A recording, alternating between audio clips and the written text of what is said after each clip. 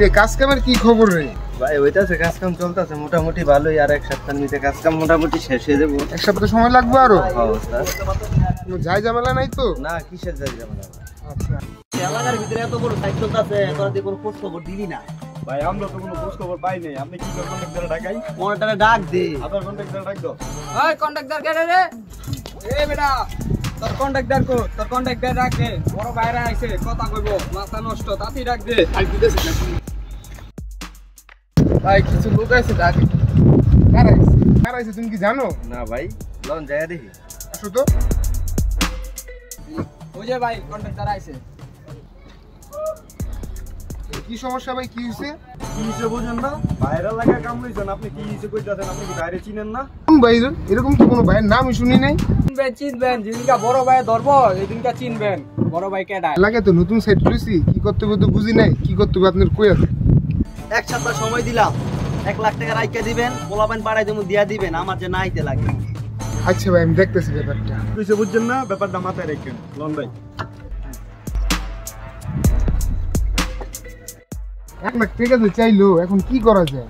এখন কি করা যায়? মেম্বার আছে আমাদের এলাকায়, মেম্বারটা খুব ভালো, এরা সমাধান করে দিতে পারবো বিষয়টা। চলো চলো মেম্বারের কাছে যাই। চলেন। আসসালামু আলাইকুম মেম্বার সাহেব। ওয়ালাইকুম আসসালাম। কি অবস্থা কন্ট্রাক্টর সাহেব? এই সময় আসেন বোন। কাম তো ঠিকই চলতেছে মেম্বার সাহেব। আপনাদের এলাকায় যে একটা কাজ নিছি, কাজ প্রজেক্ট ভালোই চলতেছে। এলাকার কিছু পোলাবেন এসে 1 লাখ টাকা আবদার করছে। এখন এটা কি করা যায় মেম্বার সাহেব, আপনি একটু ফয়সালা করে দেন। আমার এলাকায় চাঁদা চাইছে আপনার কাছ থেকে, এটি কারা হইতে পারে? আমার ভালোই জানা আছে, কারা আমি দেখতেছি।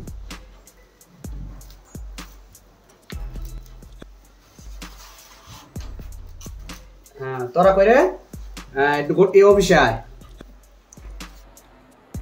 ওরা আস্তে আস্তে বিষয়টা আমি দেখতেছি। আসসালামু আলাইকুম মেম্বার সাহেব। ওয়ালাইকুম আসসালাম। আসো তোমরা, দাঁড়াও এখানে। কে কন্ট্রাক্টর সাহেব? এরাইনি হ্যাঁ রে মেম্বার সাহেব। তোমাদের এখানে ডাকায় আনাইলাম, কি জন্য ডাকায় আনাইলাম? তোমরা যে এলাকায় এরকম ভাবে চাঁদাবাজি করতেছো, এগুলো কি ঠিক করতেছো?